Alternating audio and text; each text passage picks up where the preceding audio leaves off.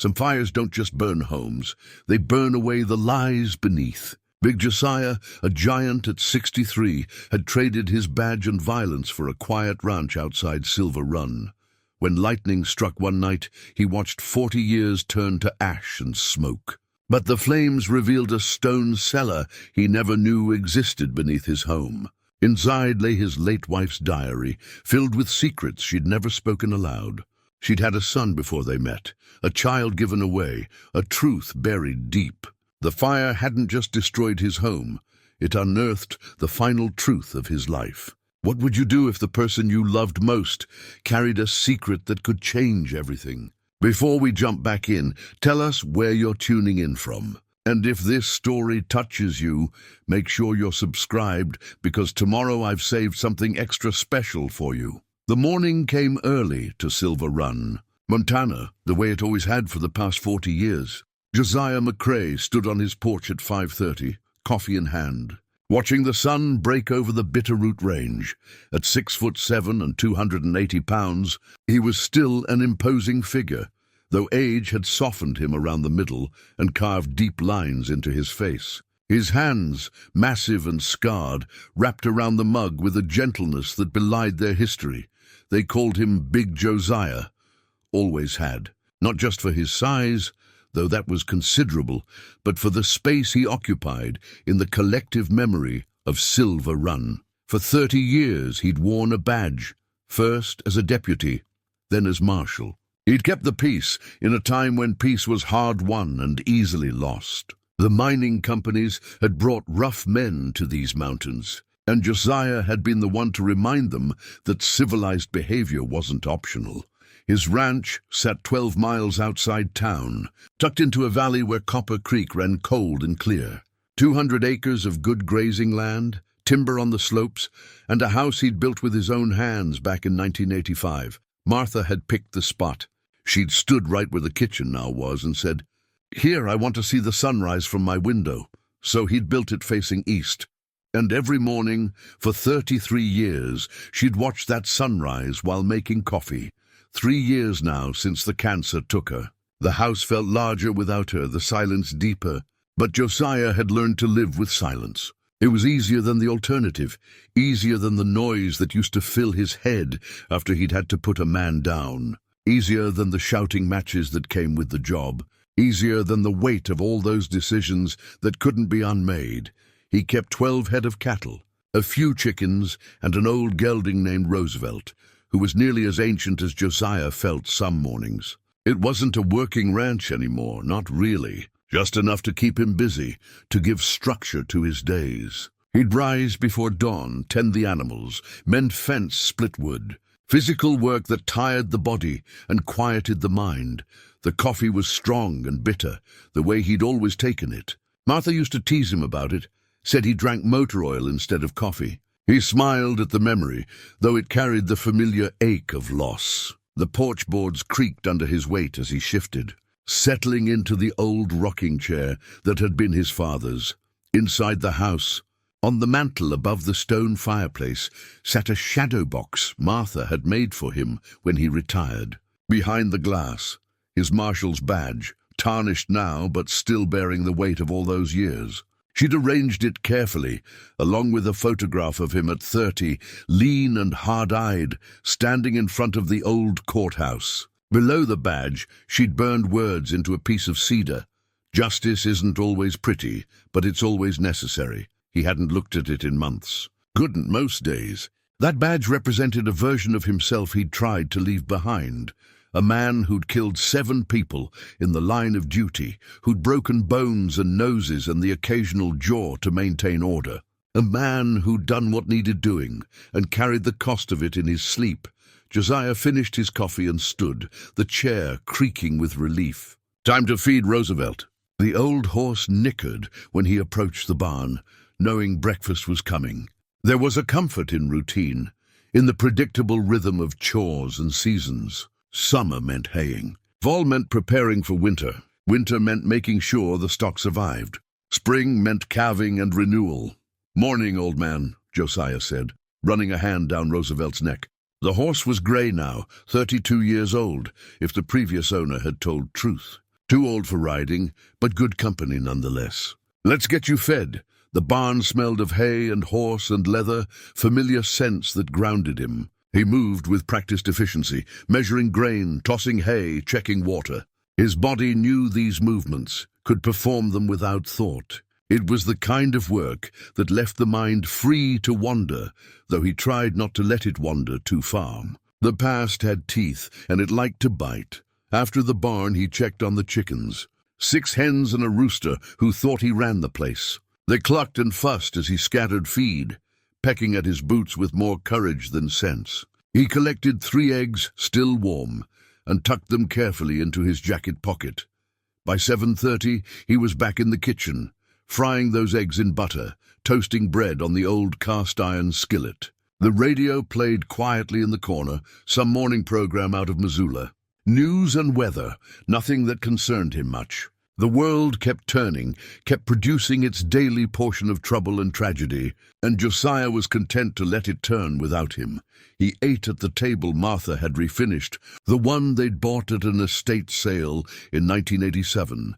She'd sanded it down, brought out the grain in the oak, applied coat after coat of varnish until it glowed. Her hands had been clever that way, able to see beauty in worn things and coax it back to the surface. He ran his palm across the smooth wood, remembering those hands, remembering her laughter when he'd come in from work, dirty and tired. And she'd made him shower before dinner. After breakfast, he washed the dishes by hand. The house had a dishwasher, but he never used it. Seemed wasteful for one person. Besides, there was something meditative about the hot water, the soap, the simple repetition. Martha used to wash while he dried, the two of them working in comfortable silence or easy conversation. He dried his own dishes now, put them away in the cabinets she'd painted white. The morning stretched ahead of him, open and undemanding. He needed to check the fence line along the creek, had been meaning to do it for a week. Some posts were rotting, would need replacing before winter, and there were shingles on the barn that had come loose in the last windstorm.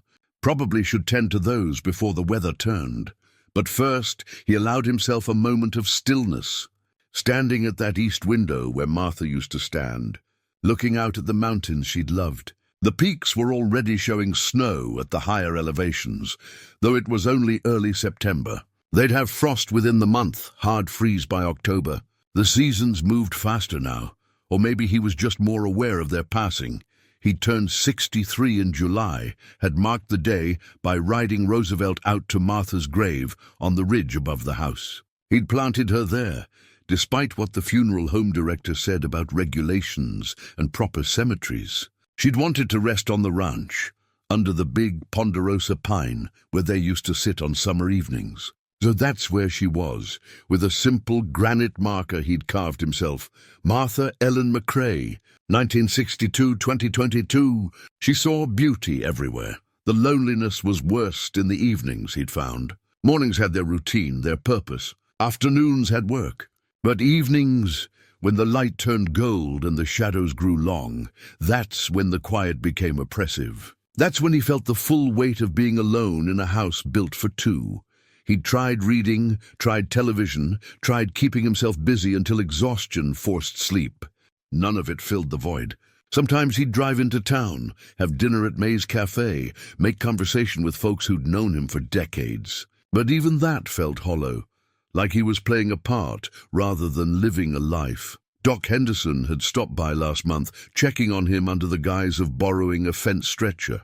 They'd had coffee on the porch, talking about nothing much, until the doc finally got around to what he'd really come to say. "Josiah, you doing all right out here by yourself?" "I'm managing." That's not what I asked. Doc Henderson was 72, had been the only doctor in Silver Run for 45 years, and he didn't waste words. "Martha's been gone 3 years. That's enough time to grieve. But you're not living, son. You're just existing." Josiah had stared out at his land, at the mountains beyond. "What would you have me do?" "Join something. The Elks Lodge, the church group, anything. Get around people. You were never meant to be alone like this." But Josiah had shaken his head. "I appreciate the concern, Doc, but I'm fine, really."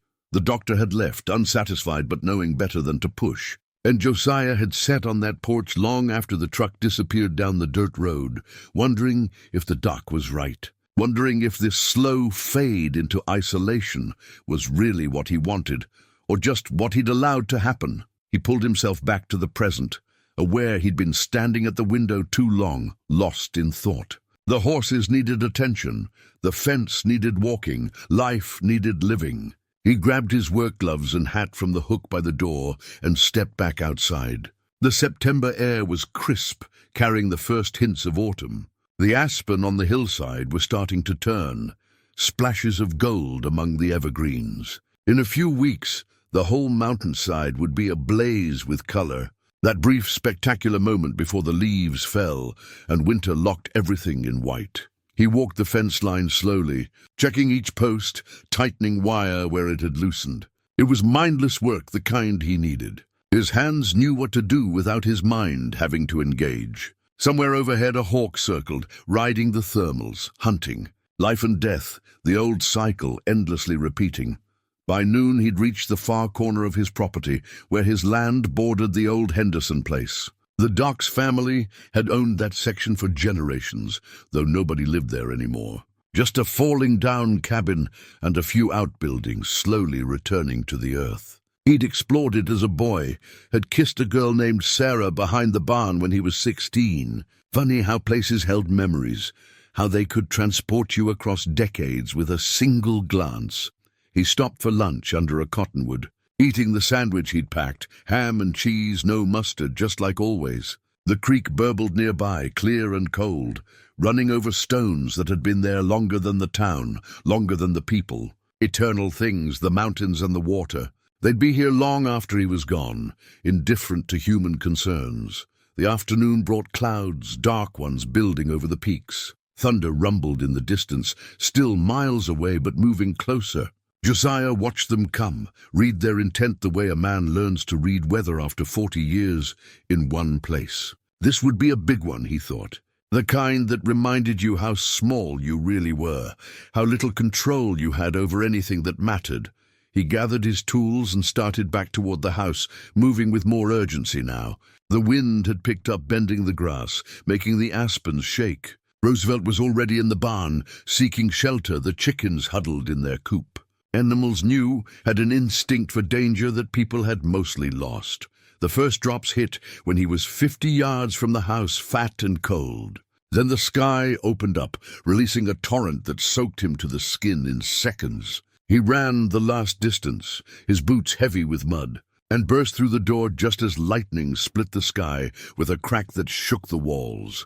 He stood in the kitchen, dripping, breathing hard while the storm raged outside. Thunder rolled like artillery fire, continuous and overwhelming. Rain hammered the roof, the windows, turning the world outside into a blur of water and wind.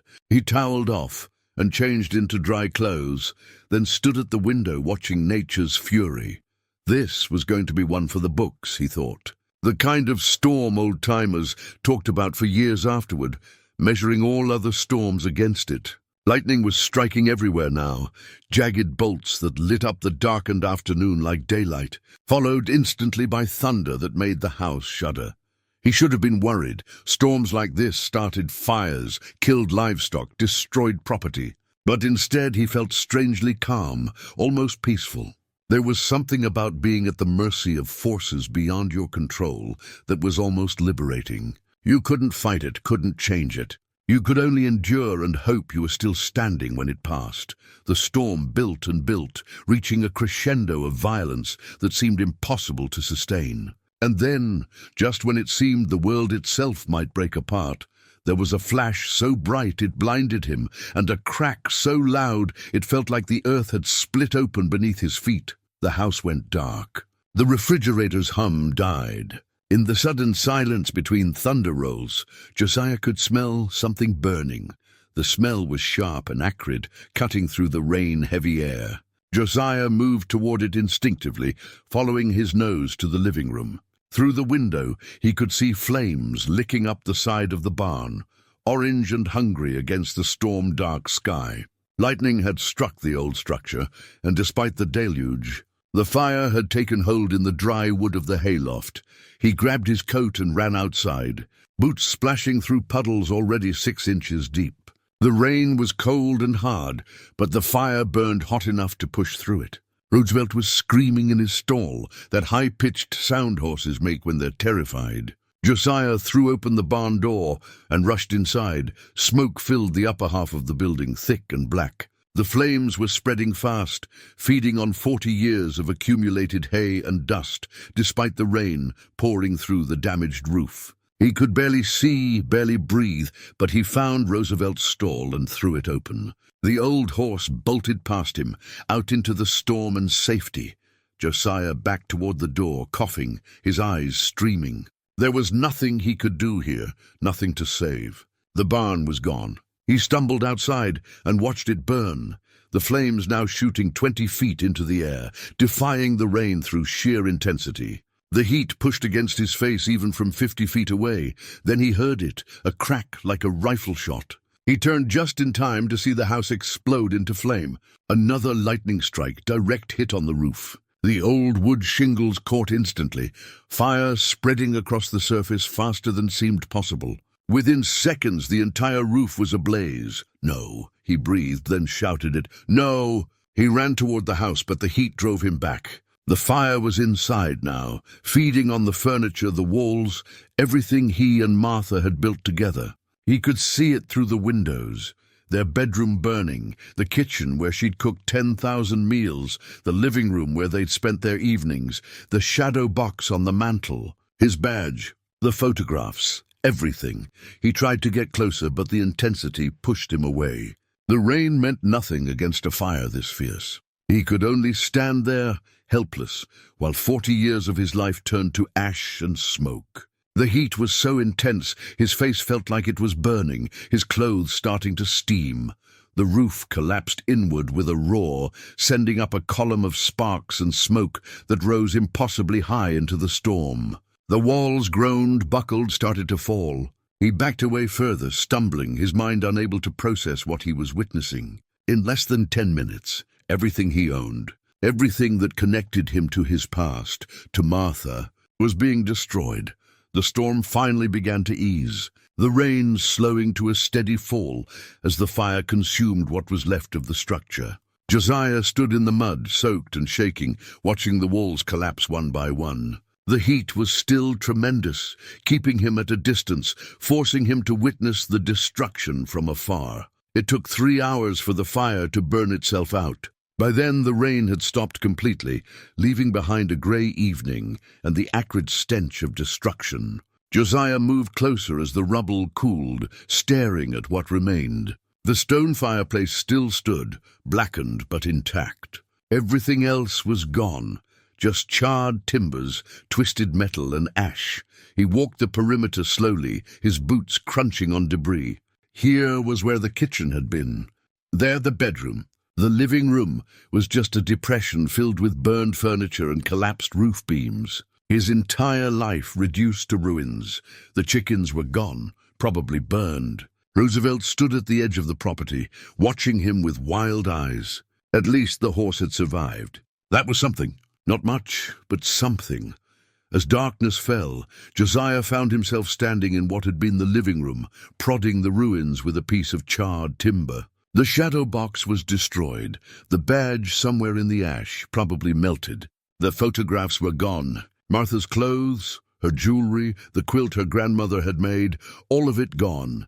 Then his boot hit something solid, something that didn't collapse into ash. He knelt down, pushing aside debris, and found stone. A flat stone surface, fitted tightly with others of its kind. He cleared more ash away, revealing a pattern. Stones deliberately placed, forming a square about 4 feet across. His heart began to pound. He'd lived in this house for 40 years, and never known there was anything beneath the floor. He worked faster now, clearing away burned timbers and ash, fully exposing what he'd found. It was a hatch, stone fitted over stone, with an iron ring set into the center. He grabbed the ring and pulled. The stones were heavy, but they lifted as one piece, hinged on one side. Beneath them, steps led down into darkness, stone steps worn smooth with age. A cellar. There was a cellar under his house, and he'd never known it existed. Josiah went to his truck and found a flashlight in the glove box. The beam cut through the darkness as he descended the steps. They were narrow and steep, leading down about 8 feet into a room maybe 10 feet square. The walls were stone, the ceiling supported by thick timber beams. It was dry down here, untouched by the fire above. The room held old furniture, a wooden chair, a small table, some boxes stacked against one wall. Everything was covered in dust, undisturbed for years, maybe decades. The air was stale but not unpleasant, carrying the smell of earth and old wood. On the table sat a leather-bound book. Josiah approached it slowly, his hand shaking as he reached out. The leather was cracked with age, the pages yellow and brittle. He opened it carefully and saw handwriting he'd know anywhere, Martha's flowing script, smaller and neater than it had been in later years, but unmistakably hers. "My private journal," read the first page. 1982-1985, Martha Ellen Bridger. Bridger, her maiden name. This was from before they'd married. His hands trembled as he turned the pages. The entries were dated, starting in January of 1982. Martha would have been 19. He and Martha hadn't met until 1984. These were her words from a life he'd never known about. A version of her that existed before he came into the picture. He read the first entry by flashlight. Standing in that hidden cellar beneath his burned home, January 3rd, 1982.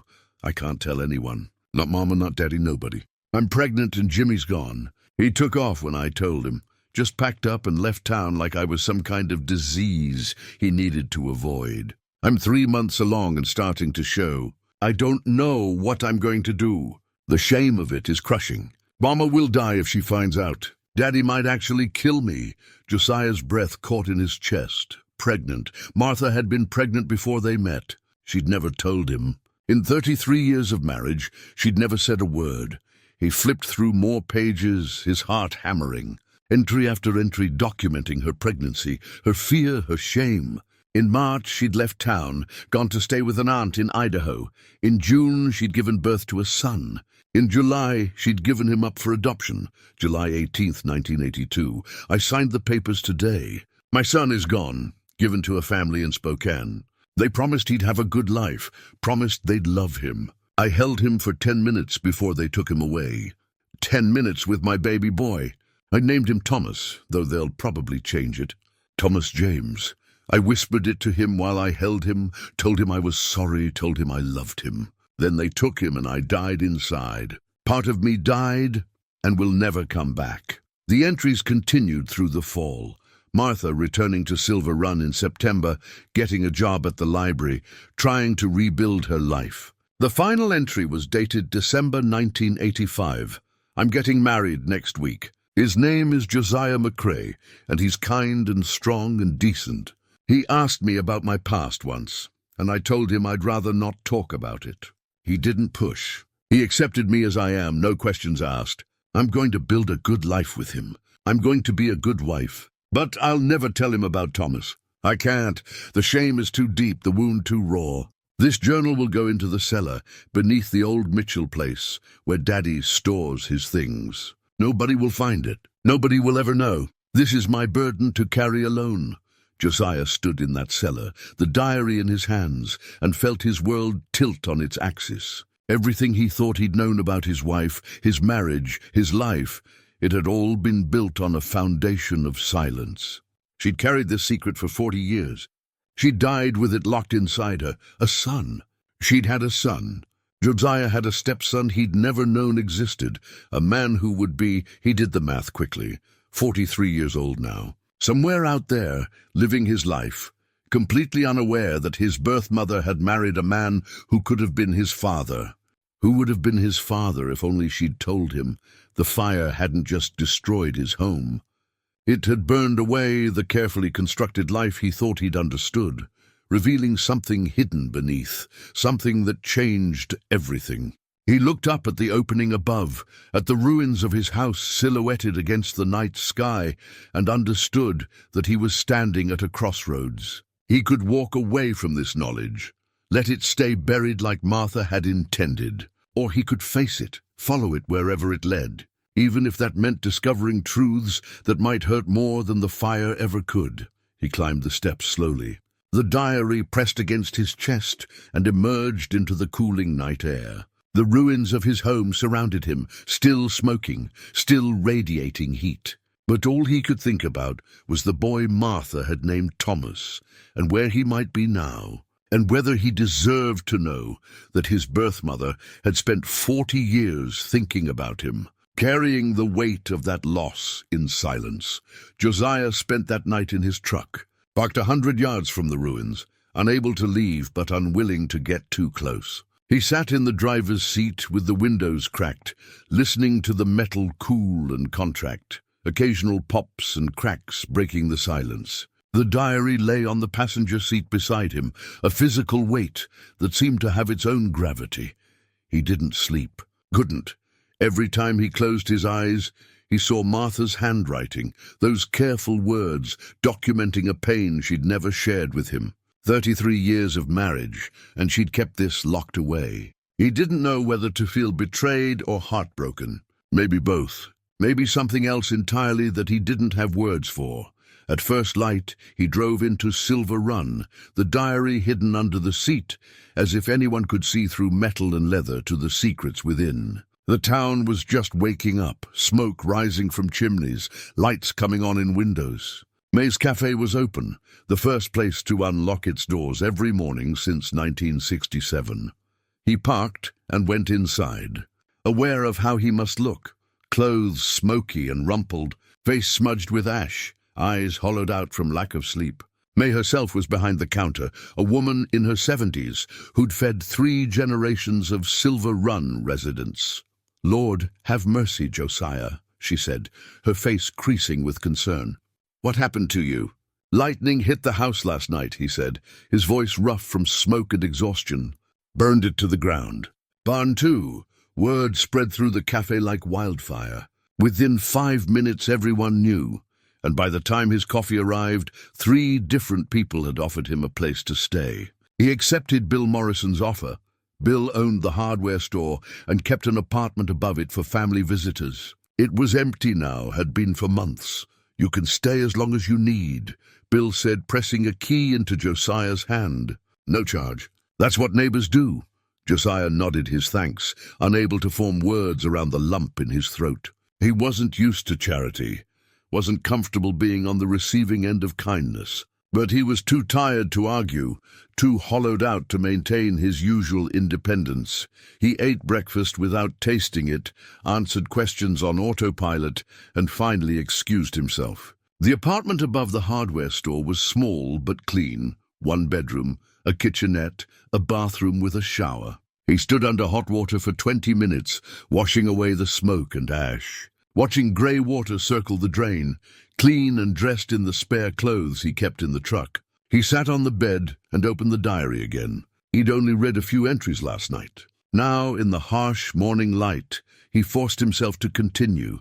Martha wrote about her pregnancy in detail that made him ache. Her fear, her physical discomfort, the way her body changed. She wrote about the aunt who'd taken her in, a spinster woman named Helen who'd asked no questions and offered no judgment. She wrote about the isolation, the loneliness of carrying a secret that grew heavier as her belly grew larger. March 15th, 1982.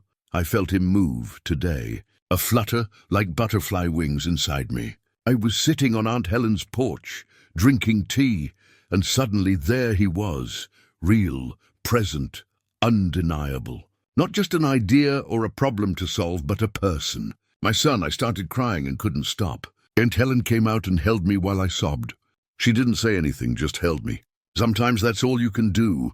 Tucked between the pages near the middle of the diary, Josiah found a photograph. It was small, slightly faded, showing a young woman standing in front of a weathered barn.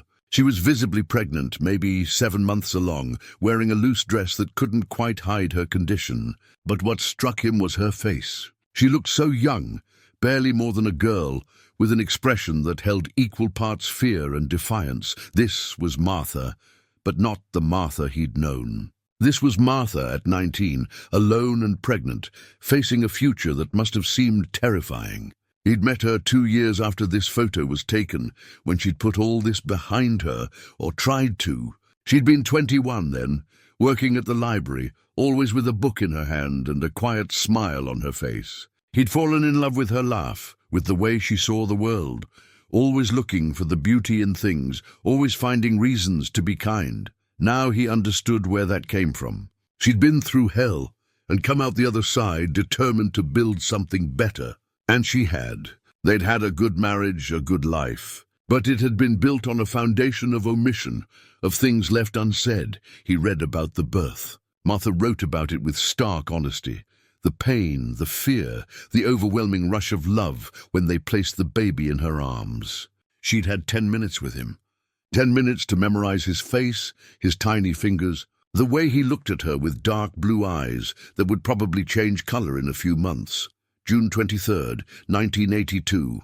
His hair was dark, a thick patch of it. He had my nose, I think, though it's hard to tell with newborns. His fingers wrapped around mine and held on tight. I told him everything I'd never get to tell him, that I loved him, that I was sorry, that this was the hardest thing I'd ever done. I told him to be brave, to be kind, to know that somewhere his mother was thinking about him. Then they took him away and I didn't die, even though I wanted to. I just kept breathing, kept existing. I don't know how.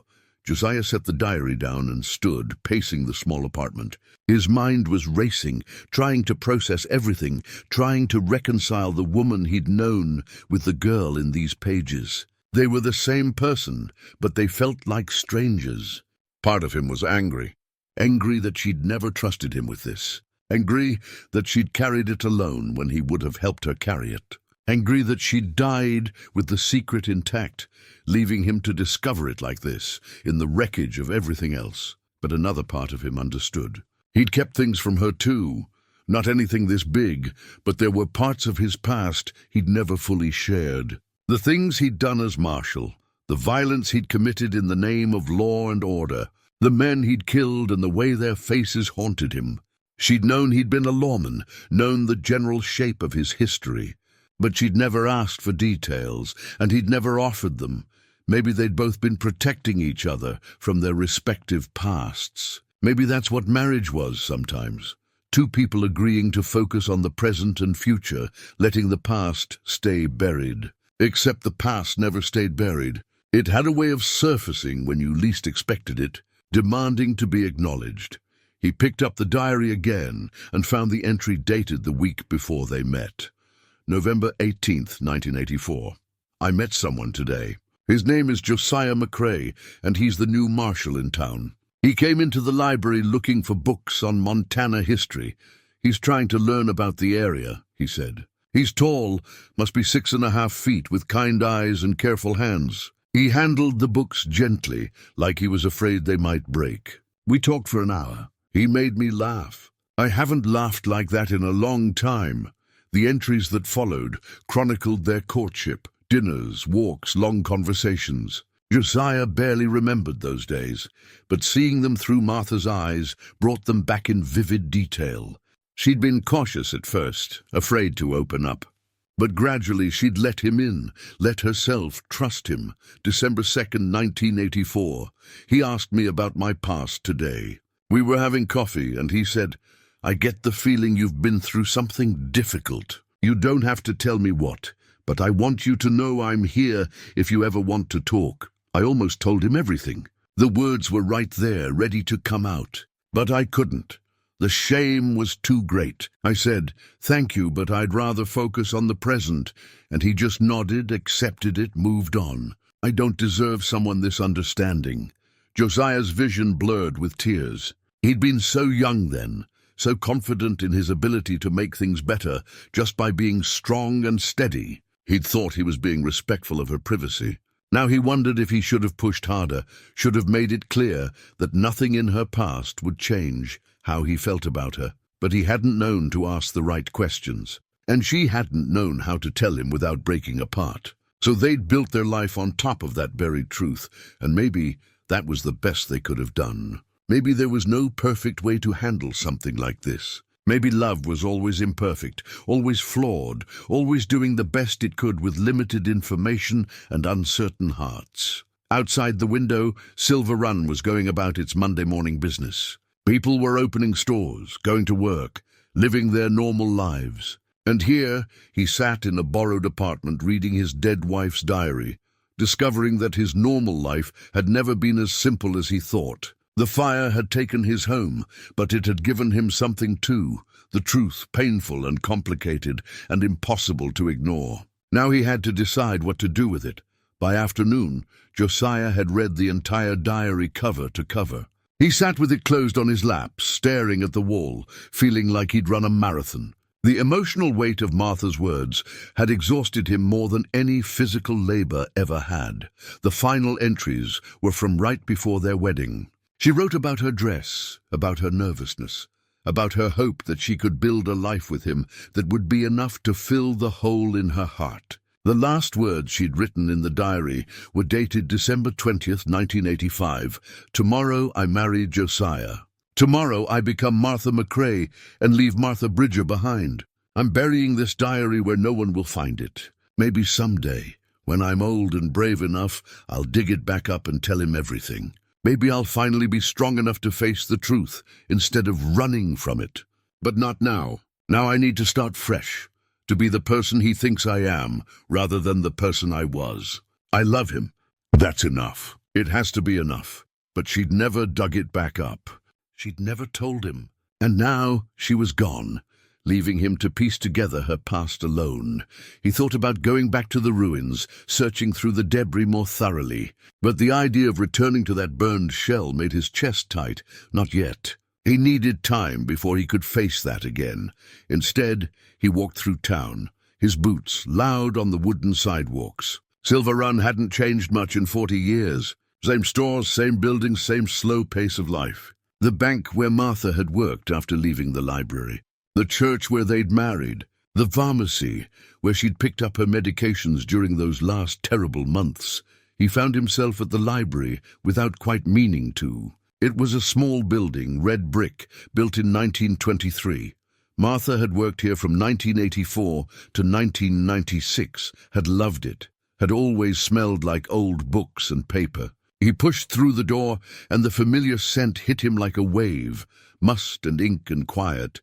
Carol Jensen sat at the front desk, the same place Martha used to sit. Carol was 60 now, had worked with Martha for over a decade. "Josiah," she said, standing. "I heard about the fire. I'm so sorry. Thank you. Is there anything I can do?" He almost said no, almost turned and left. But something made him stay. "Carol, did Martha ever talk to you about her life before we met? Before she came to Silver Run?" Carol's expression shifted, became more guarded. "Not much. She kept that pretty private. Why?" "I found something in the ruins. Something that made me realize I didn't know her as well as I thought." Carol was quiet for a moment, studying his face. Finally she said, "Come back to my office." He followed her through the stacks to a small room lined with filing cabinets and books. She closed the door and gestured for him to sit. "What did you find?" she asked. "A diary. From before we met. It said she had a son, that she gave him up for adoption in 1982. Carol's face went pale. "Oh, God, you knew?" "Not about the baby, no. But I knew something had happened, something she didn't talk about. She once told me she'd made mistakes when she was young, mistakes she couldn't fix. I asked if she wanted to talk about it, and she said no, very firmly. I never brought it up again." Josiah leaned forward, elbows on his knees. "Did she ever mention anyone named Jimmy?" "No, who's that?" "The father, I think. He left when she told him she was pregnant." Carol shook her head slowly. "She never mentioned him. But Josiah, there's someone you should talk to. Helen Bridger, Martha's aunt. She must be in her 90s now, but she's still alive, still sharp. She lives in Coeur d'Alene. If anyone knows the whole story, it would be her. Martha stayed with her during the pregnancy.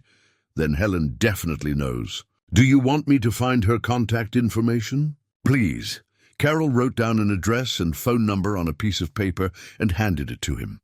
Josiah, are you okay? This is a lot to process. I don't know what I am, he said honestly. Confused, hurt, angry, but also sad for her for what she went through alone. I wish she'd told me. Maybe she tried and couldn't find the words. Some things are too hard to say out loud. He nodded, folding the paper carefully and tucking it into his shirt pocket. Thank you, Carol. Back at the apartment, he sat on the bed and opened the diary one more time. He'd noticed something earlier. The back cover was thicker than it should be, as if something was hidden inside the lining. He worked carefully at the leather, peeling it back, and found a small pocket sewn into the cover. Inside were 3 items. The first was a hospital bracelet, tiny and yellowed with age. Baby boy Bridger was printed on it in faded ink, along with a date, June 23rd, 1982, and a time, 3:47 a.m. This had been around Thomas's wrist when he was born. The second item was a lock of dark hair, tied with a thin white ribbon. Martha must have cut it before they took him away, something to remember him by. The third was a folded piece of paper, official-looking, creased from being opened and refolded many times. Josiah unfolded it carefully. It was a form from Sacred Heart Hospital in Coeur d'Alene, a birth certificate. Baby boy Bridger. Mother, Martha Ellen Bridger. Father unknown. Weight, 7 lbs 3 Oz. Length 21 inches. At the bottom in Martha's handwriting she'd written, Thomas James Bridger. 6/23/82, 6/23/82. His whole life was one day in my arms and 40 years in my heart. Josiah pressed the bracelet against his palm. This tiny piece of plastic and paper that had touched his wife's son. His stepson, technically, though they'd never met. Thomas would be 43 now. He could be anywhere, doing anything. He might have children of his own. He might not even know he was adopted. The weight of it settled over Josiah, like a physical thing. He had a choice to make. He could leave this buried, the way Martha had intended. He could rebuild his house, his life, and let the past stay in the past. Nobody would blame him. Nobody would even know, or he could do what Martha had been too afraid to do. He could find Thomas. He could tell him about his birth mother, about how much she'd loved him, about the diary she'd kept and the bracelet she'd saved. He could give Thomas a piece of his history, the missing part of his story. But that meant opening old wounds, his own, Thomas's, maybe others he didn't even know about. It meant risking everything on the chance that the truth was worth the pain it would cause. And Josiah wasn't sure he was brave enough for that. He lay back on the bed, the bracelet still clutched in his hand, and stared at the ceiling. The last 48 hours had unmade everything he thought he understood about his life. His home was gone. His understanding of his marriage had been shattered. And now he held in his hand evidence of a person he'd never known existed, a person who had a right to know where he came from. The question wasn't whether Thomas deserved the truth. The question was whether Josiah had the courage to deliver it. He thought about Martha, about how she'd carried this secret for 40 years, the strength that must have taken, the daily burden of it. She'd been braver than he'd ever realized, stronger than he'd given her credit for. She'd built a good life despite the weight she carried. She'd loved him fully, even with this hidden chamber in her heart. Now it was his turn to be brave, his turn to do what she couldn't. He picked up the phone and dialed the number Carol had given him. It rang 4 times before an elderly voice answered. Hello? Helen Bridger? Yes, who's calling? My name is Josiah McCrae. I was married to your niece Martha. There was a long pause. Then quietly, oh my, I've been waiting for this call for 40 years. Helen Bridger's voice carried the weight of years and secrets. Josiah could hear it even over the phone. That quality of someone who'd been holding their breath for decades and could finally exhale. You found the diary, she said. It wasn't a question. The house burned down. Lightning strike. There was a cellar underneath that I never knew about. The diary was inside. Martha told me she'd hidden it somewhere safe. I always wondered if anyone would find it. Helen paused, and he heard her take a shaky breath. "How are you, Josiah?" "Confused, hurt, but I need to know the whole story. Martha's words only tell part of it. Come see me." This isn't a conversation for the telephone. 2 days later, Josiah made the 4-hour drive to Coeur d'Alene. He'd spent the intervening time dealing with insurance adjusters and making arrangements for cleanup crews. The ruins of his house would need to be cleared away, but that could wait. This couldn't. Helen lived in a small house near the lake, tidy and well-kept, surrounded by flower gardens that showed a gardener's loving touch. She answered the door herself, a tiny woman barely 5 feet tall, with white hair pulled back in a bun and sharp blue eyes that missed nothing. "You look like her," she said, studying his face. "Martha always said you had kind eyes." She was right. Inside, the house was full of light and books. Helen moved slowly but surely, leading him to a sitting room with windows overlooking the lake. She'd already set out tea and cookies, as if she'd known he was coming. "Tell me what you know," she said once they were seated. "I want to understand what Martha wrote." So Josiah told her about the diary, about reading Martha's words, about the photograph and the bracelet. Helen listened without interrupting, her hands folded in her lap, tears occasionally sliding down her weathered cheeks. When he finished, she was quiet for a long moment. Then she said, "Martha came to me in January of 1982. She was terrified, pregnant, alone. Her parents were strict people, religious in the harshest way. If they'd found out, they would have thrown her out, or worse. So she came here, and I took her in without question." What was she like then? Brave, so brave, though she didn't think so. She worked, helped around the house, read constantly. But at night I'd hear her crying. She tried to be quiet about it, but these walls are thin. Helen picked up her teacup, but didn't drink. She loved that baby, Josiah. From the moment she knew he existed, she loved him. But she was 19 years old, with no money and no support. What choice did she have? She could have kept him, could she? Her parents wouldn't help. Jimmy was gone. She had no education beyond high school, no skills that would support a child. And this was 1982. Being a single mother meant something different then. The judgment, the shame, it would have followed her everywhere. She chose adoption because it was the only way to give her son a good life. Josiah set down his own tea, untouched. "Do you know what happened to him? Where he went?" Helen stood and went to a bookshelf, pulling down a photo album. She opened it to a marked page and brought it back to Josiah. The photograph showed Martha in the hospital, holding a baby wrapped in a blue blanket. Her face was radiant and devastated all at once. "I took that picture," Helen said. "She asked me to, said she needed proof he'd been real. That's the only photograph of them together." Josiah stared at the image. The baby's face was barely visible, just a small profile against Martha's chest. But Martha, she was so young, so vulnerable. He'd never seen her look like that, not in all their years together. "The adoption was handled by Catholic Charities," Helen continued.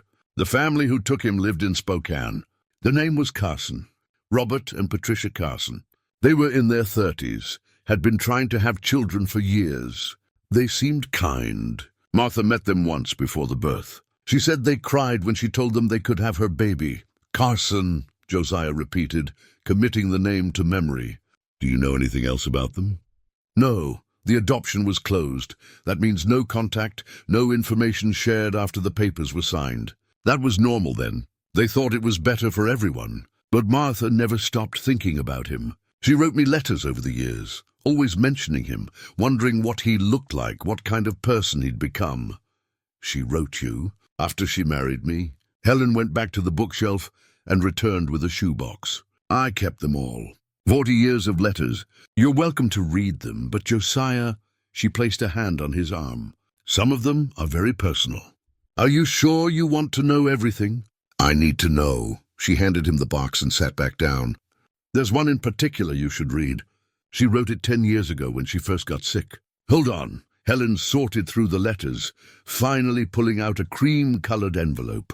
"This one." Josiah opened it carefully. The letter was dated March 2015, written in the shakier handwriting Martha had developed in her final years. "Dear Aunt Helen," it began, I've been thinking about Thomas a lot lately. The cancer has me facing my mortality, and I realize I have regrets. Not about giving him up. That was the right choice, the only choice. But I regret never telling Josiah. I regret building our marriage on a foundation that wasn't entirely honest. I almost told him so many times. The words were right there, ready to come out. But I was afraid. Afraid he'd see me differently. Afraid he'd think less of me. Afraid it would change everything between us. And maybe that makes me a coward. Maybe I should have been braver. But I loved him so much, Helen. I didn't want to risk losing him, even for honesty's sake. Now I'm dying, and I still can't bring myself to tell him. What does that say about me? What does that say about our marriage? I'm taking this secret to my grave, and I'm not sure if that's merciful or cruel. Maybe both. If Josiah ever finds out, and maybe someday he will, I hope he understands. I hope he knows that I loved him with everything I had. The secret wasn't about him. It was about me, about my shame, about wounds that never fully healed. Tell him that if he ever asks. Tell him I was sorry I wasn't brave enough. Tell him he was the best thing that ever happened to me, and I'd marry him again in every lifetime. Love always, Martha. Josiah's hands were shaking. He read the letter twice more, each word carving itself deeper into his understanding. She'd known she was being unfair to him. She'd known and done it anyway because the fear was stronger than the guilt. She loved you very much, Helen said softly. That's the thing to remember. The secret didn't diminish that love. If anything, she loved you more because you gave her a life beyond her pain. I would have helped her find him, Josiah said, his voice rough. If she'd told me, we could have searched together. She didn't want to find him. That's what she told me. She said it wouldn't be fair to disrupt his life, to show up as some ghost from his past. She'd made her choice, and she had to live with it. But now she's gone.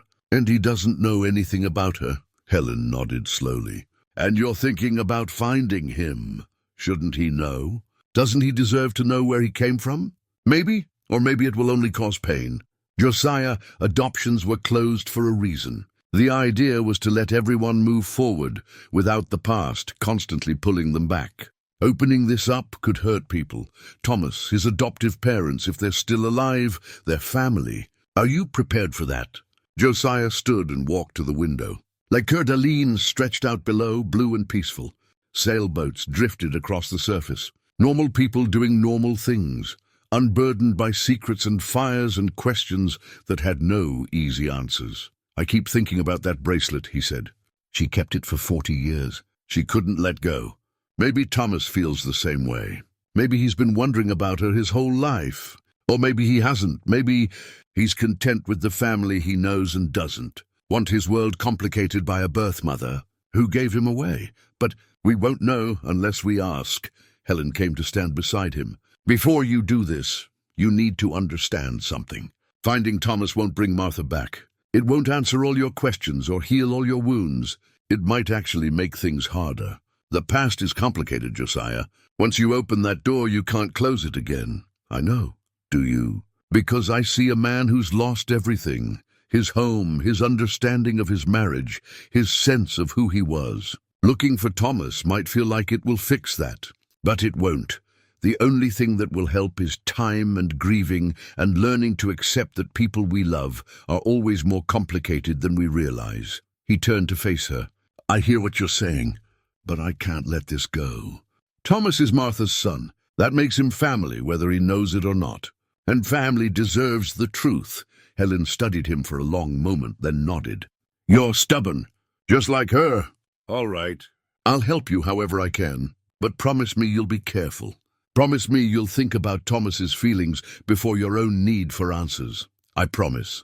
She went back to the box of letters and pulled out another envelope. This has the name of the lawyer who handled the adoption.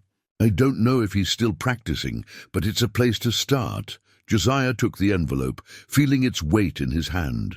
Inside was a business card, yellowed with age. Richard Morland, attorney at law, Spokane, Washington. This was it then. The next step on a journey he hadn't asked for but couldn't avoid. He was going to find Thomas Carson, Martha's secret son, and he was going to tell him about the woman who'd given birth to him and thought about him every day for 40 years. Whatever came after, whatever pain or joy or complication it brought, that was a problem for later. Right now, all that mattered was following the thread Martha had left behind, seeing where it led. Richard Morland was still alive, still practicing law, though he was now 87 and mostly retired. His secretary told Josiah he only came into the office 2 days a week, but if the matter was important, she could arrange a meeting. "It's important," Josiah said. 3 days later, he was sitting in a modest office in downtown Spokane, waiting for Morland to arrive.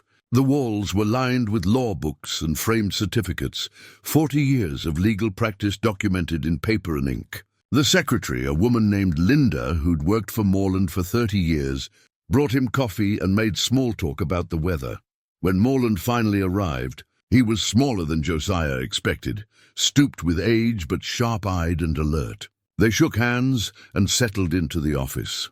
"Linda says you're asking about an adoption from 1982, Morland said, getting straight to the point. "I handled dozens that year. Do you have a name?" The birth mother was Martha Ellen Bridger. The baby was born June 23rd at Sacred Heart Hospital in Coeur d'Alene.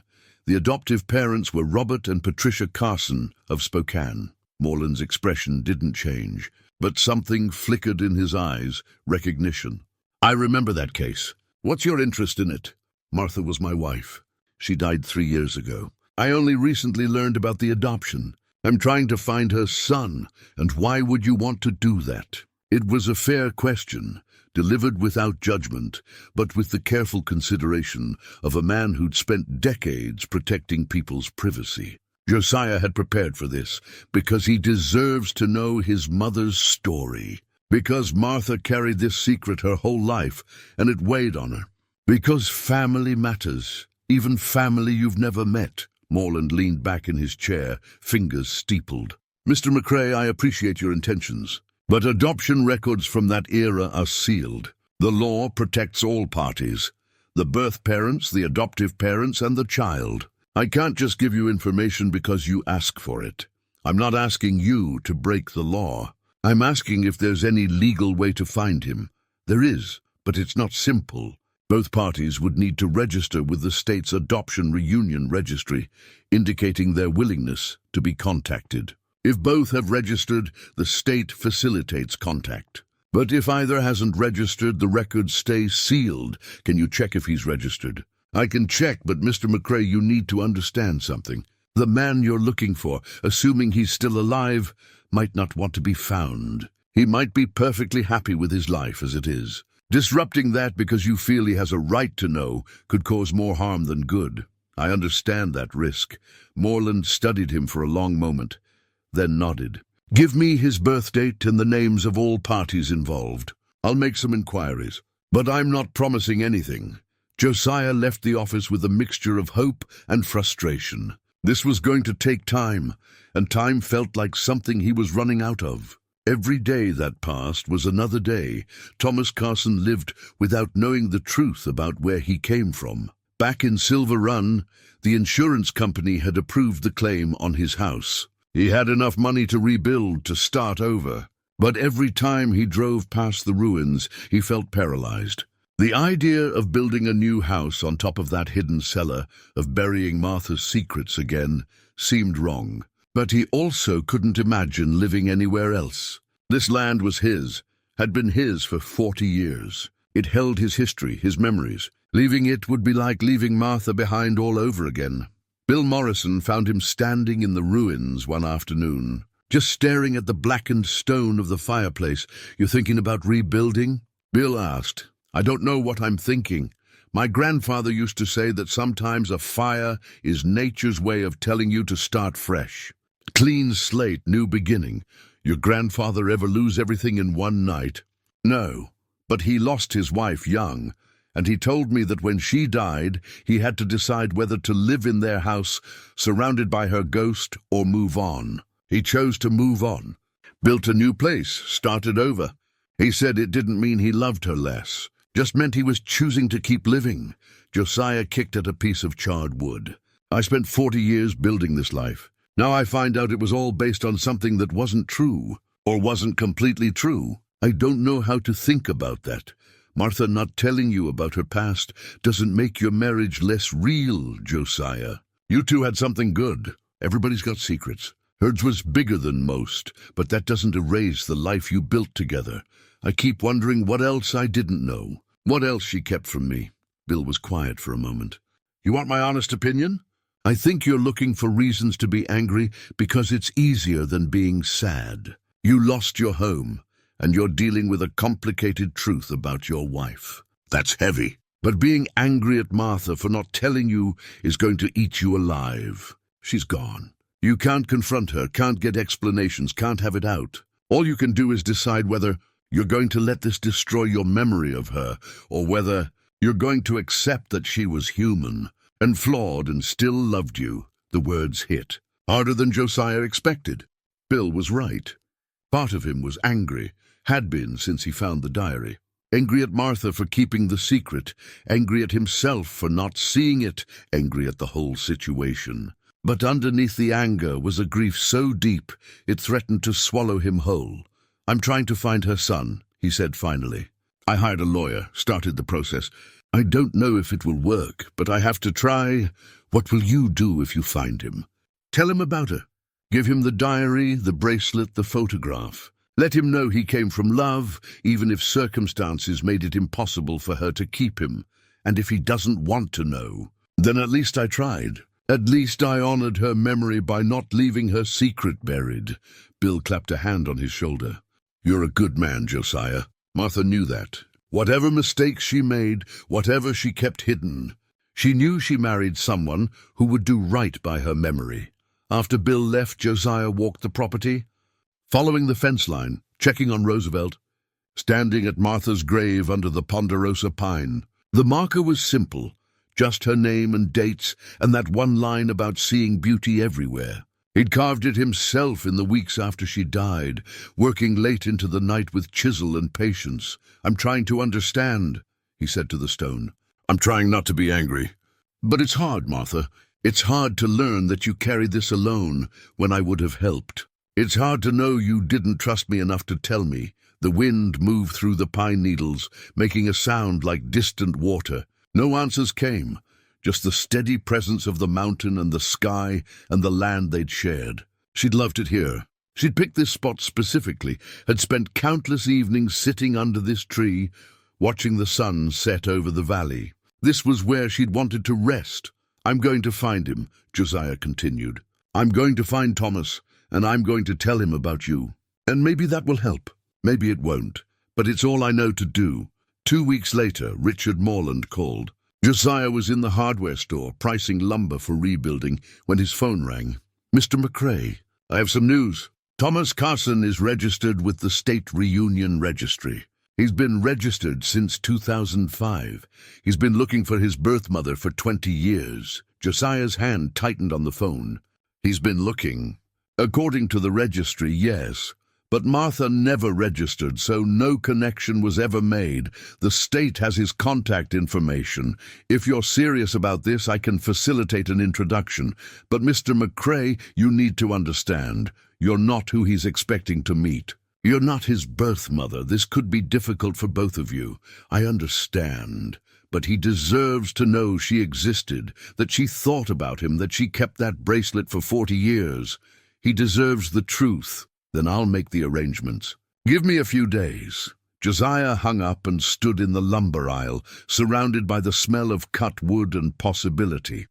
Thomas Carson had been looking for Martha. All this time, Josiah had been wrestling with whether to search. Thomas had been searching too. They'd both been looking for the same woman from different directions, neither knowing the other existed. The weight of it settled over him, responsibility and hope and fear all mixed together. In a few days he'd meet Martha's son.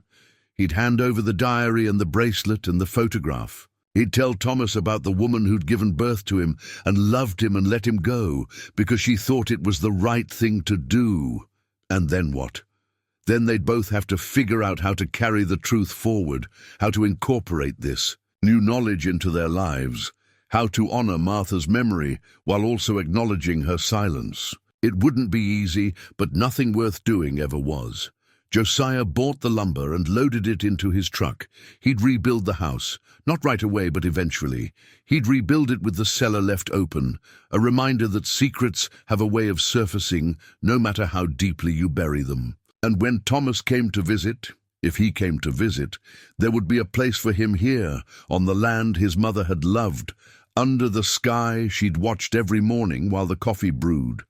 The past couldn't be changed, but the future was still being written, and Josiah was going to make sure Martha's story had an ending she would have been proud of. Richard Morland arranged the meeting for a Wednesday afternoon at a cafe in Spokane. Neutral ground, he said, a place where both men could walk away if things went badly. Josiah drove the 4 hours with Martha's diary on the passenger seat, the bracelet and photograph tucked safely in his shirt pocket. The cafe was called The Daily Grind, busy with afternoon traffic, business people on coffee breaks, students with laptops, the usual urban bustle that felt foreign to Josiah after years in Silver Run. He arrived 15 minutes early and claimed a corner table, ordering coffee. He didn't drink, watching the door. At 3 o'clock exactly, a man walked in, tall, maybe 6 feet, with dark hair going grey at the temples. He wore jeans and a button-down shirt, carried a leather satchel, moved with the careful precision of someone who spent a lot of time thinking before acting. He scanned the cafe and his eyes landed on Josiah. Something passed between them, recognition, or maybe just the acknowledgement that they were both looking for something. The man walked over. "Josiah McCrae, Thomas Carson." "That's me." They shook hands, and Thomas sat down, setting his satchel on the floor. "This is strange, isn't it? I've imagined this moment for 20 years, but I always thought it would be with her. I'm sorry I'm not who you were expecting." Richard explained the situation. "Martha was your wife. She passed away 3 years ago. You only recently learned about me?" "That's right." Thomas ordered coffee, and they sat in awkward silence until it arrived. Josiah studied the man across from him, looking for traces of Martha in his features. The nose, maybe, the shape of his eyes. But mostly Thomas looked like himself, a unique combination of genetics that had come together to make someone entirely his own. "I should start by saying I had a good life," Thomas said. "My parents, my adoptive parents, they were wonderful people. They loved me, gave me everything. I never felt like I was missing anything, not really. But there was always this question, you know, this wondering about where I came from." "When did you start looking?" "Officially, 20 years ago, when I turned 23. But in my head, I've been looking my whole life." Thomas pulled a folder from his satchel. "I've collected everything I could find. It's not much. The adoption was closed, records sealed. But I found the hospital, tracked down some old nurses who remembered the day I was born. I found the lawyer. That's how Richard knew to contact you. Did you ever find anything about Martha? Just her name and the year she gave birth. I knew she was 19, unmarried, from somewhere in Montana. That's it. No pictures, no information about what happened to her after." Josiah reached into his pocket and pulled out the photograph, the one of Martha in the hospital, holding baby Thomas. He slid it across the table. Thomas picked it up with hands that shook slightly. "That's her." His voice cracked. "That's my birth mother. That's Martha. And that's you, about 10 minutes old." Thomas stared at the photograph, his eyes filling with tears. "She looks so young and scared, but also—" He touched the image gently. "She's looking at me like I matter, like I'm the most important thing in the world." "You were." She wrote about it in her diary. She wrote that holding you was the most profound moment of her life, and giving you up was the hardest thing she ever did. Thomas set the photograph down carefully, wiping his eyes with the back of his hand. "I need you to understand something. I don't blame her. I never blamed her. I just wanted to know her story, to understand where I came from. She wanted to know yours too. She wondered about you constantly, what you looked like, what kind of person you'd become, whether you were happy." I wish she'd found me. I've been registered with the state for 20 years. If she'd just registered, they would have connected us." "She was afraid," Josiah said. "Afraid of disrupting your life, afraid of causing pain. She thought staying away was the right thing to do." Thomas nodded slowly. "I get that.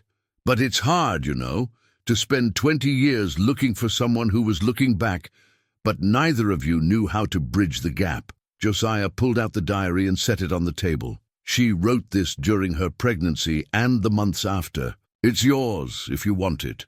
It's her story, her words, everything she felt and thought during that time." Thomas reached for the diary, like it might disappear if he moved too fast. He opened it carefully, reading the first page, then the second. Tears streamed down his face openly now, and he didn't try to hide them.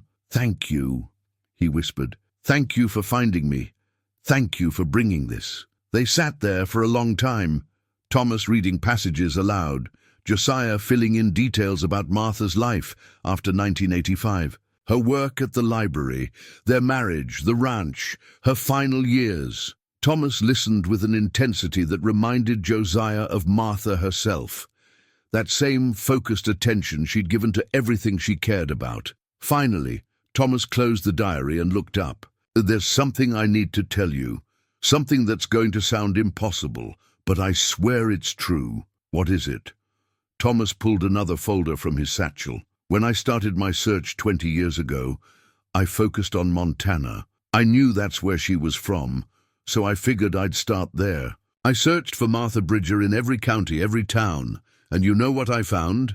He opened the folder and pulled out a document, a marriage certificate. Martha Ellen Bridger married Josiah McCrae in Silver Run, Montana on December 21st, 1985. "I found this in 2006, Josiah's chest tightened. "You knew about me?" "I knew she'd gotten married, yes. I knew your name, but the records didn't say where you lived or whether you were still together, and I didn't know if she'd told you about me, so I couldn't just show up and potentially blow up her life." "You could have reached out and said what? 'Hi, I'm your wife's secret son.' I thought about it. God, I thought about it for years, but I was terrified of making things worse. So I waited. I figured if she wanted to find me, she knew how. The registry was there. All she had to do was add her name. She never did." "I know. And now I understand why.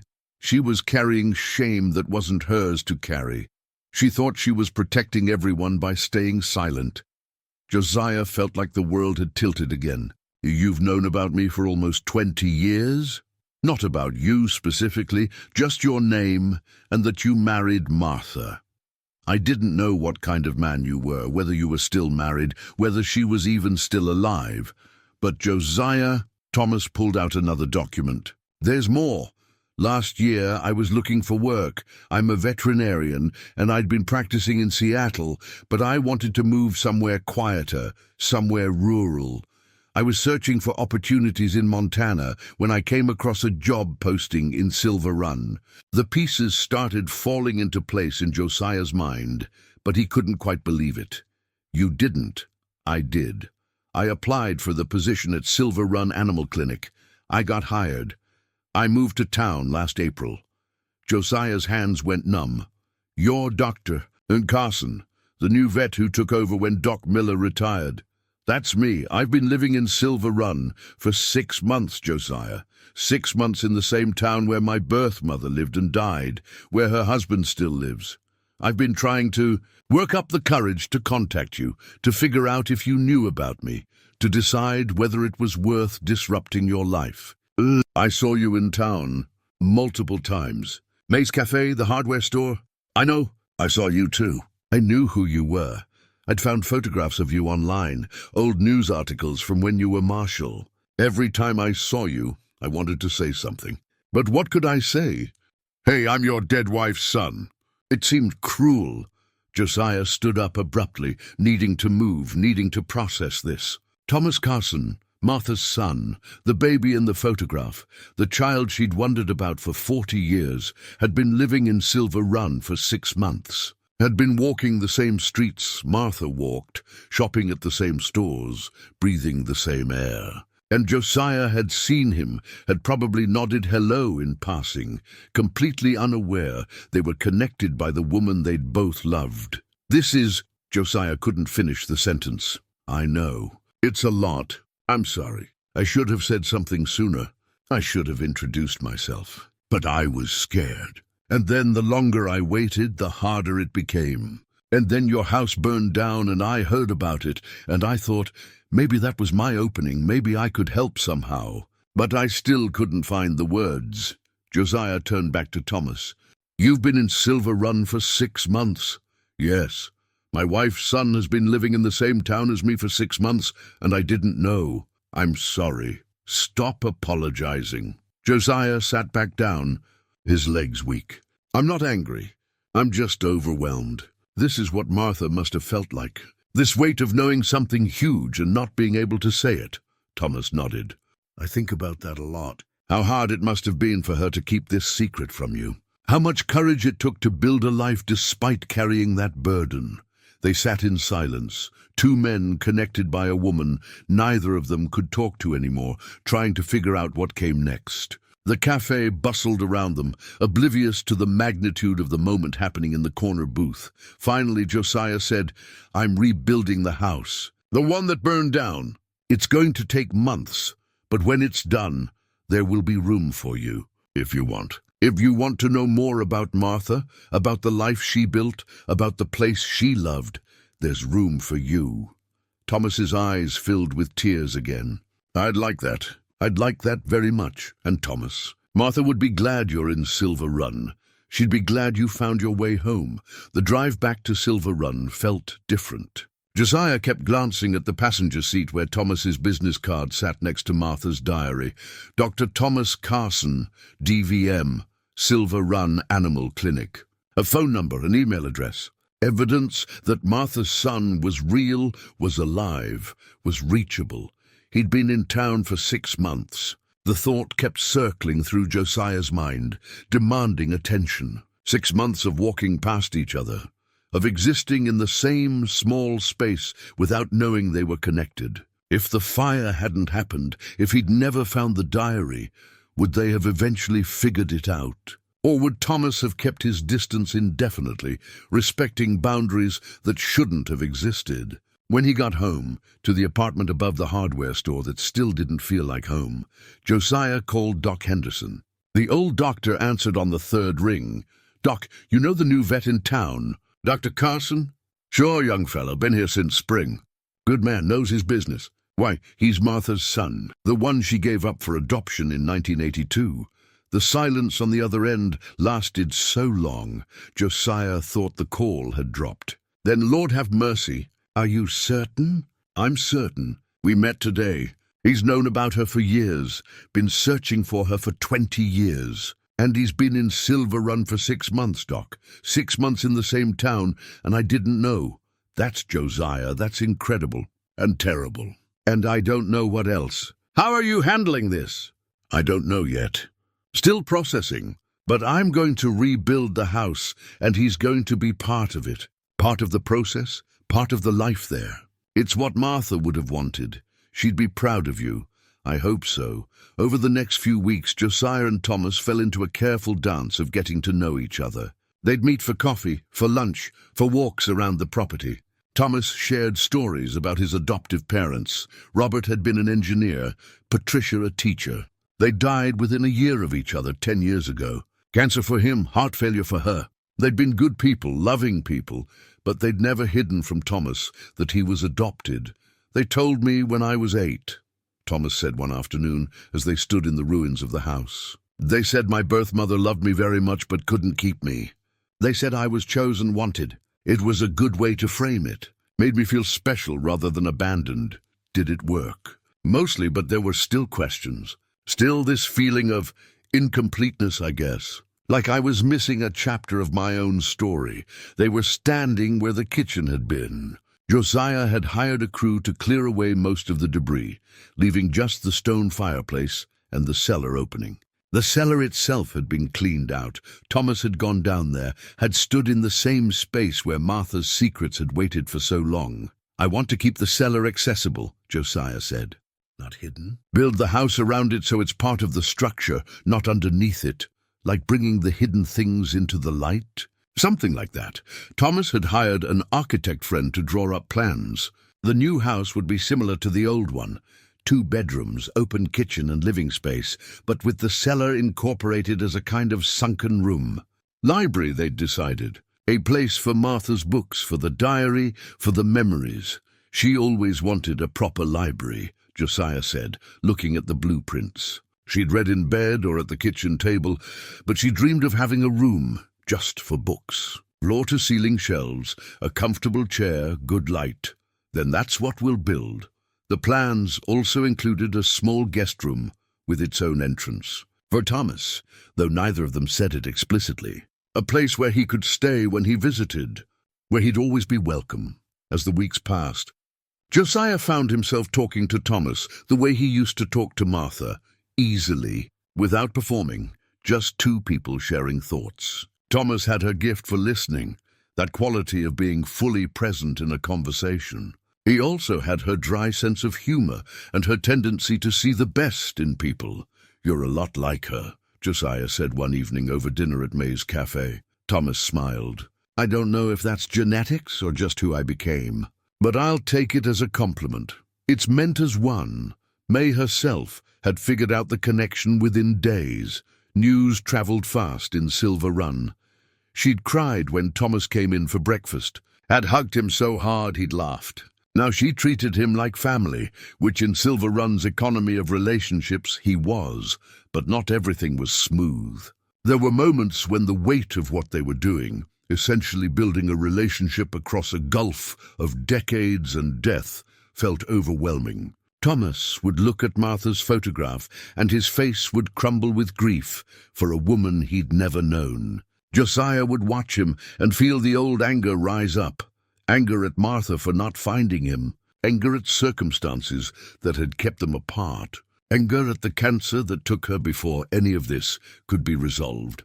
One night, unable to sleep, Josiah went to the box of Martha's belongings he'd salvaged from the ruins. Most of it was damaged beyond repair, but he'd found a few things. A jewelry box with her wedding ring, some photos in a metal frame that had protected them, and a manila envelope containing legal documents.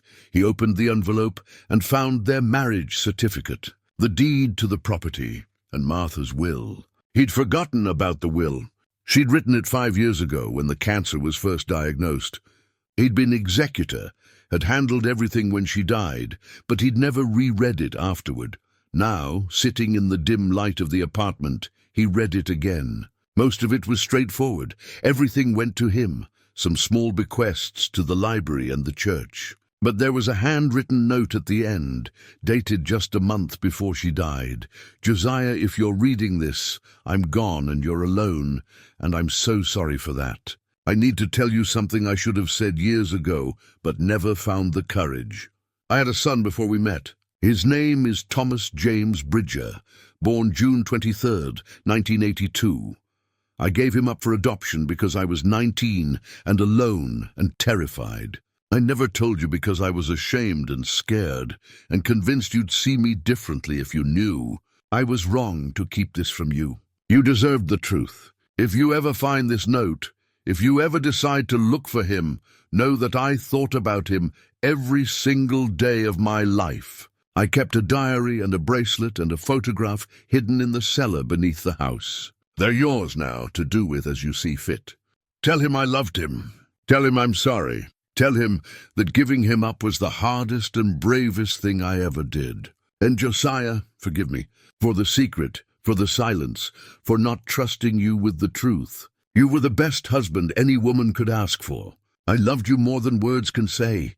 Martha, the note was tucked inside the will, meant to be found but easy to miss. Josiah had missed it 3 years ago in the fog of grief and funeral arrangements. But he'd found it now, and the words hit him like a physical blow. She'd tried to tell him, not in person, not when it might have mattered most, but she'd tried. She'd left breadcrumbs for him to follow. The diary in the cellar, this note in the will. She'd given him the tools to find Thomas if he chose to look. The anger he'd been carrying began to crack. and underneath it was something softer. Sadness for Martha's fear, understanding of her silence, and a deep, aching wish that she could see what was happening now, that she could meet Thomas, could see what a good man he'd become, could know that her son had spent his life looking for her with love rather than anger. The next morning, Josiah brought the note to Thomas. They were meeting at the property to review construction timelines with the contractor. Thomas read the note twice, his hands shaking. "She was going to tell you," he said. "She tried in her way. I wish she'd done it sooner. I wish—" Thomas stopped, his voice breaking. "I wish I could tell her I understand. That I don't blame her. That I'm grateful for the life she gave me. She knows. Somehow I think she knows." They stood together in silence, looking at the land Martha had loved, the mountains she'd watched every morning. The construction crew would start work next week. By spring, there would be a new house here, built from the ashes of the old. And it would hold space for all of them, Martha's memory, Josiah's present, Thomas's future. "I've been thinking," Thomas said, "about the library room, the one we're building in the cellar." "What about it?" "I want to add something. A memorial for her, not a plaque or anything formal. Just a place where we can put the things she saved. The diary, the bracelet, the photographs. A place where her story is told. I'd like that. And I want to invite my adoptive family. My aunt and uncle, my cousins. They know about Martha, about the search. They've always supported me wanting to know my birth mother. I think they'd like to see this place, to understand the whole story." Josiah hadn't thought about Thomas having other family. People who'd loved him and raised him and had their own stake in this story. Of course he did. Of course there were other people affected by all of this, other lives intersecting with Martha's decision 43 years ago. "They're welcome here any time," Josiah said. "This is your story too, not just mine and Martha's." Thomas smiled, and in that smile Josiah saw Martha so clearly it hurt. The same warmth, the same openness, the same quality of making you feel like everything might work out after all. "Thank you," Thomas said, "for finding me, for telling me about her, for giving me this piece of my history. Thank you for being the kind of man she would have been proud of. Thank you for not giving up the search. Thank you for moving to Silver Run, even if you did it without telling me who you were. I told you I'd been working up the courage." Well, the fire worked up the courage for both of us. They laughed, and it felt good. It felt like healing, like moving forward, like honoring Martha's memory by choosing connection over isolation. The house would rise again. Thomas would have a place here, and maybe in some way that transcended death and time and all the years of silence. Martha's love, for her son, for her husband, for this land, would finally be complete. The contractor pulled up in his truck, ready to talk foundations and timelines and the practical matters of building. Josiah and Thomas turned to meet him, ready to begin the work of making something new from what the fire had taken. Ready to write the next chapter of a story Martha had started 43 years ago, but never got to finish. The house rose through winter and into spring. Josiah and Thomas were there almost daily, watching the foundation pour, the walls go up, the roof take shape. It looked like the old house, but felt different. Cleaner lines, better insulation, windows that caught more light. And at its heart, accessible through a door off the living room. The cellar had been transformed into the library they'd planned. The room had been expanded, reinforced, fitted with proper stairs instead of the steep ladder that used to lead down. Shelves lined the walls from floor to ceiling, empty and waiting. A large window had been cut into the hillside, flooding the space with natural light. 2 comfortable chairs sat near a small fireplace, one for Josiah, one for Thomas, or for anyone who needed a quiet place to sit and think. But it was the memorial that made the room special. They'd commissioned a local artist, a woman named Sarah Brightwell, who worked in stone and metal, to create something that honored Martha's memory without overwhelming the space. What she'd made took Josiah's breath away. It was a shelf of polished granite, about 3 feet wide, mounted at eye level on the wall opposite the window. Carved into the stone in Martha's own handwriting, copied from the diary, were the words, "His whole life was 1 day in my arms and 40 years in my heart. Below the shelf sat a glass case containing the diary, the bracelet, the hospital photograph, and one more item, the wedding photo of Josiah and Martha from December 1985. In that photo, Martha was radiant, 21 years old, wearing a simple white dress, holding a bouquet of wildflowers. And Josiah, 30 years old, was looking at her like she hung the moon. "It's perfect," Thomas said the first time he saw it. His voice was thick with emotion. "It tells the whole story, who she was before me, who I was to her, who she became after." The grand opening was set for May 15th, 8 months after the fire. They'd invited everyone, Thomas's aunt and uncle who'd driven up from Portland, his cousins, friends from Silver Run, Doc Henderson, Carol from the library, May from the cafe. Even Richard Morland, the lawyer, had made the trip from Spokane. The day dawned clear and warm, the kind of spring morning Montana specialized in. The valley was green with new growth, the mountains still showing snow on their peaks. Roosevelt grazed peacefully in the pasture, and the chickens Josiah had replaced after the fire pecked around the yard. People started arriving around noon. Thomas stood on the new porch with Josiah, greeting guests, accepting congratulations on the house, fielding questions about how they'd met. The story had spread through town by now. Everyone knew about Martha's secret, about Thomas's search, about the fire that had brought it all to light. "This is quite a turnout," Thomas said, watching cars park along the road. "Silver Run takes care of its own," Josiah replied. "And you're one of us now." Thomas's Aunt Patricia, named for his adoptive mother, came up the steps with her husband David. She was in her 60s, warm-eyed and practical-looking. She hugged Thomas tightly, then turned to Josiah. "Thank you," she said simply. "Thank you for finding him, for giving him this." "He found me," Josiah said. "Or we found each other. Either way, I'm grateful." Inside, people marveled at the house, at how Josiah had rebuilt on the same footprint but with modern touches Martha would have loved. The kitchen was bright and airy, perfect for morning coffee and sunrise watching. The bedrooms were comfortable but not fancy.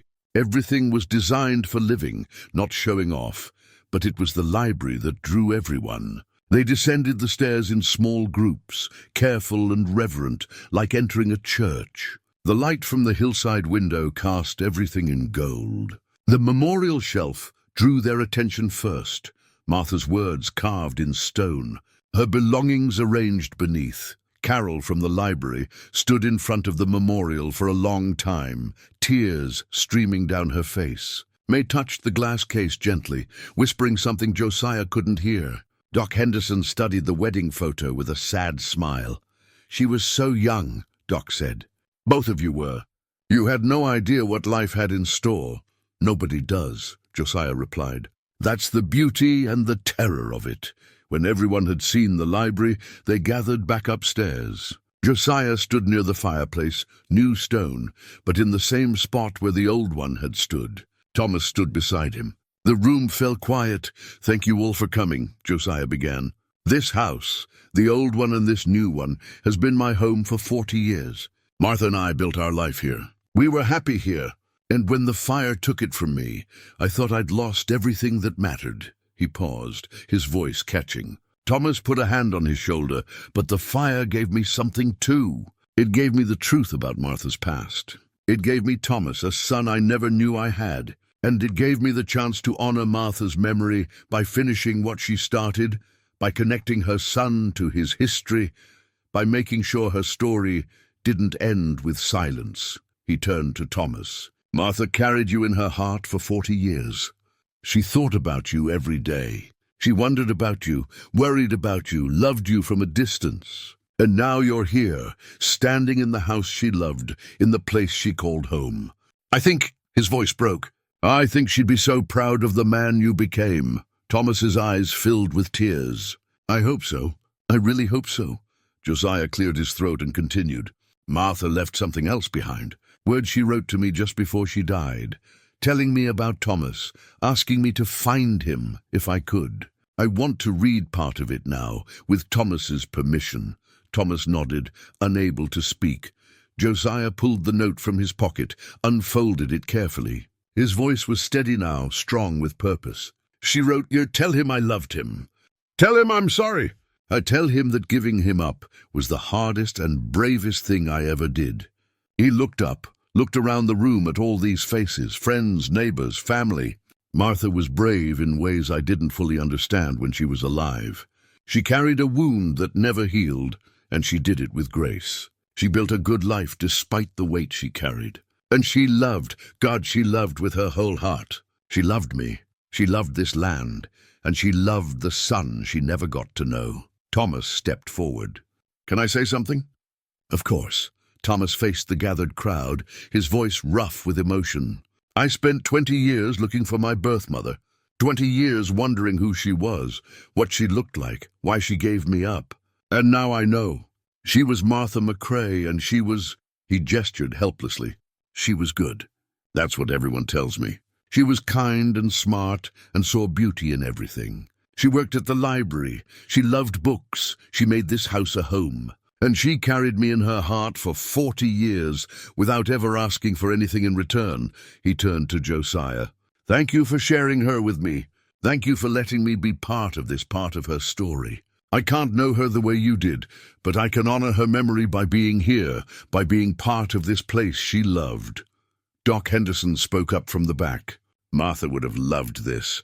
All of us together, celebrating what she built. She was always about bringing people together, finding connections. This is exactly what she would have wanted," May added. "She used to say that family wasn't just blood. It was the people you chose to love, the people who chose to love you back." Looking around this room, I think she'd say we're all family here. Josiah felt something shift in his chest, some tightness he'd been carrying since the fire finally releasing. These people, his friends, his neighbors, Thomas's family, they were all here because Martha had touched their lives in some way. And now her son was here too, welcomed into the fold like he'd always belonged. "There's one more thing," Josiah said. "Thomas and I planted something out back. We'd like you all to see it." They filed out through the back door to where the land sloped up toward the ridge.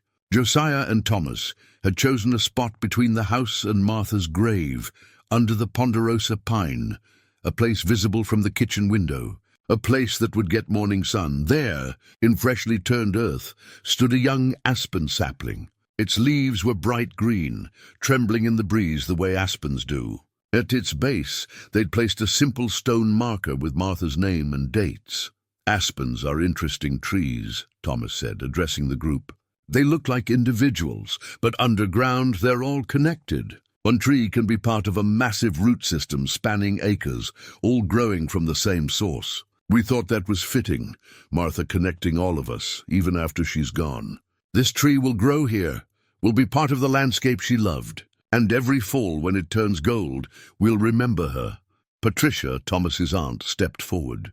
She was carrying something wrapped in cloth. "I brought something too. I hope it's all right." She unwrapped a small stone carved with a simple message. "Thomas James, forever loved, forever remembered. His adoptive parents wanted him to know his history," Patricia explained. "They had this made years ago when Thomas first started his search. They wanted him to have something to mark the moment when he found his birth mother's story. They didn't know if it would ever be used, but—" Her voice caught. "Bob and Pat would have loved this day. They would have been so happy to know Thomas found his way home." Thomas took the stone, holding it carefully. "Should we—" "Yes," Josiah said. "Place it next to Martha's marker. They belong together." Thomas knelt and set the stone in place. "Two markers now, mother and son, finally united in this place of earth and memory and growing things." The sun was lowering in the west, casting everything in golden light. The aspen's leaves caught the breeze, making their distinctive sound, like water, like whispers, like secrets finally being told. People stood quietly, paying respects in their own way. Josiah found himself next to Doc Henderson. The old doctor put a hand on his shoulder. "You did good, son," Doc said quietly. "You could have let the secret stay buried. Instead, you honored it. That took courage." "Martha deserved the truth told," Josiah replied. "And Thomas deserved to know where he came from." "And you? What did you deserve?" Josiah watched Thomas talking with his aunt and uncle, their heads bent together, sharing memories of the parents who'd raised him. I deserved to know my wife completely, even the parts she was afraid to show me. And now I do. Now I understand. Do you forgive her? There's nothing to forgive. She did the best she could with impossible circumstances. We both did. The gathering began to break up as evening approached. People hugged, promised to visit, headed to their cars. But Thomas stayed, and Josiah stayed, and together they stood by the young aspen as the sun set over the valley Martha had called home.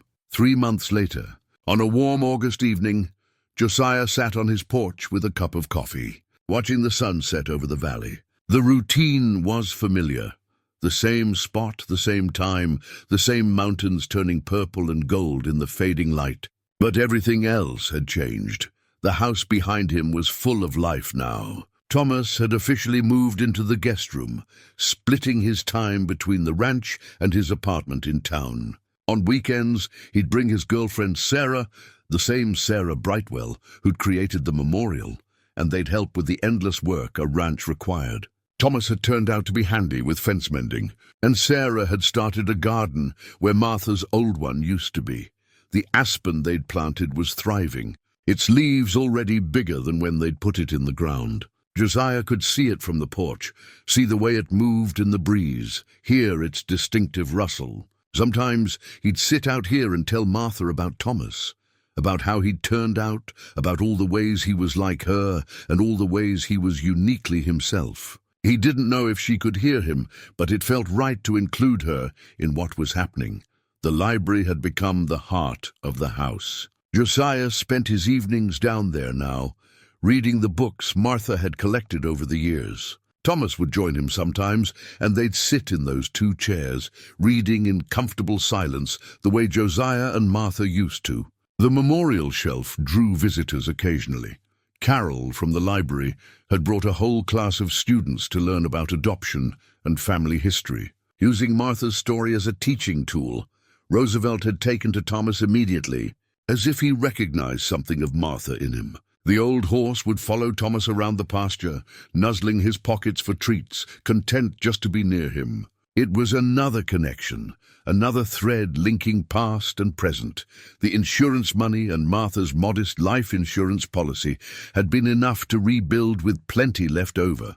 Josiah had been surprised to discover she'd updated her policy just a year before she died, increasing the amount significantly. When he'd asked the insurance agent about it, the man had pulled up the notes from her file. She said she wanted to make sure you'd be taken care of, the agent had explained. Said she wanted you to be able to rebuild if anything happened. That was the word she used, rebuild. Like she knew somehow, maybe she had known. Maybe some part of her had sensed the fire coming, or had simply wanted to provide for all contingencies.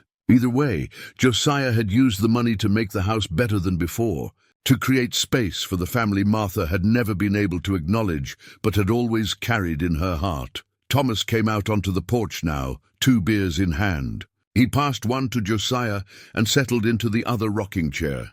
"Sarah's making dinner," he said. "Says it'll be ready in 30 minutes. What are we having?" "Something called shakshuka. I've no idea what it is, but it smells good." They sat in silence for a while, rocking gently, watching the light change. This had become their routine, end-of-day conversations on the porch, the kind of easy companionship that didn't require constant talk. "I've been thinking," Thomas said eventually, "about getting a dog. The clinic sees a lot of strays, and there's this border collie mix that needs a home. I thought maybe, if you don't mind, I could bring her out here. She'd be good with the cattle. Martha always wanted a dog," Josiah said. "But I was allergic, so we never got one. Turns out the allergy went away as I got older. Doc Henderson says that happens sometimes, so that's a yes." "That's a yes. What's her name?" "Haven't named her yet. I thought maybe we could do that together," Josiah smiled. These small decisions, these building blocks of a shared life, they mattered more than grand gestures. "How about Goldie? For the aspens in fall?" "Goldie," Thomas repeated, testing it. "Yeah, I like that." Martha would have liked it too. They talked easily now about Martha, about what she would have thought or wanted or liked. At first, it had been awkward, both of them careful not to claim too much knowledge of a woman only one of them had really known. But gradually, they'd found a rhythm, Josiah would share memories, and Thomas would add his own sense of her from the diary and the stories people told. Together, they were building a complete picture of who Martha had been. Not perfect, but fully human. Flawed and brave and doing her best with what life handed her. "I got something in the mail today," Thomas said. "Want to see?" He pulled out his phone and showed Josiah a photo. It was the two of them, taken at the house dedication by Patricia. They stood in front of the new porch, arms around each other's shoulders, smiling. In the background, visible through the window, was the memorial shelf. "I'm getting it framed," Thomas said. "Thought I'd put it in the library, next to the wedding photo. Complete the story, who she was before, who she married, and who came after." Josiah looked at the photo, at the man beside him, who carried Martha's features and spirit, at the house they'd built together from ashes and secrets and love. "She'd like that. She'd like knowing we found each other. Do you think she's watching?" "Somehow?" Josiah considered the question seriously. He wasn't sure what he believed about afterlife or spirits or any of that. But he knew what he felt. "I think she's part of this place now, part of the land, the mountains, that aspen we planted. And I think she's glad we're here, carrying her forward." The sun touched the horizon, painting everything in shades of orange and red. Inside, Sarah called that dinner was ready. Roosevelt whinnied from the pasture. The aspen's leaves rustled in the evening breeze. All the small sounds of a life being lived, a home being built, a family being formed. Josiah stood, his joints creaking. 63 years of living, of working, of carrying weight, both physical and emotional. But he felt lighter now than he had in years. The fire had taken his house, but it had given him something more valuable, the truth. And with it, a son. Thomas stood too, and together they walked inside. Toward the light and warmth and the smell of dinner cooking, toward a future neither of them could have imagined 8 months ago. Toward the completion of Martha's story, the one she'd started in fear and finished in love, the one that had always been leading here, to this moment. This house, this family, the door closed behind them. And through the window, the memorial shelf glowed softly in the lamplight. Martha's words carved in stone, her bracelet safe behind glass, her son home at last. Some fires burn away lies. This one had revealed the truth that had been waiting all along, that love persists, that family finds itself, and that secrets, once brought into the light, lose their power to hurt and gain their power to heal.